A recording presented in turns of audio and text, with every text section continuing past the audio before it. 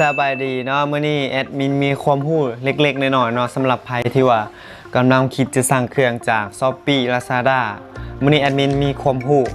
ที่ว่าเป็นเคล็ดลับมาบอกเนาะสำหรับใครที่จะสั่งเครื่องเนี่ยอยู่ไกลเนาะแอดมินรับสั่งเครื่องจาก Shopee Lazada ในราคาที่ถูกแสนถูกเนาะเริ่มต้น 3,000 กีบเอามาให้แล้วก็ค่าส่งนี่มีค่าส่งที่ว่าบ่แพงนี่ก็แอดมินสั่งมาเนาะแล้วก็มีเว็บหนึ่งที่รับสั่งมานี่ก็สั่งมา67 บาทเนาะบริษัทเคอรี่มาส่งเนาะตัวนี้สั่งมา3 มื้อเนาะเดี๋ยวเราจะมาแกะกล่องนี่เนาะอันนี้ก็เป็นเราสั่งเกี่ยวกับขอต่ออันนี้เนาะนี่ที่ว่าก็ใช้ได้เนาะสภาพสินค้าเขาของ Shopee เนาะอันนี้สั่งมากับบ่แพงเนาะอันนี้เนาะมีหอยสั่งที่ว่าแพ็คมาแล้วเนาะมันก็มีหัวต่อเพื่อกันขี้ฝุ่นขี้ดินเขาเนาะนี่เห็นบ่โอเคเนาะเห็นเนาะ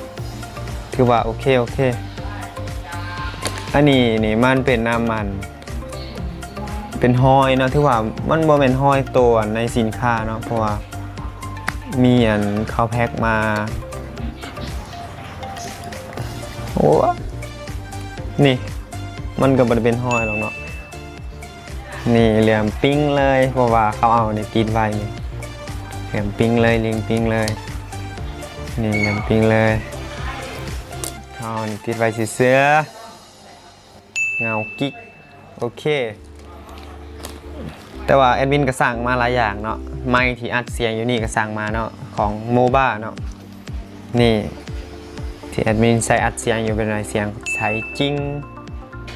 เนาะก็สั่งมาแล้วเนาะหลายอันอยู่เนาะนี่ใช้อัดเสียงอยู่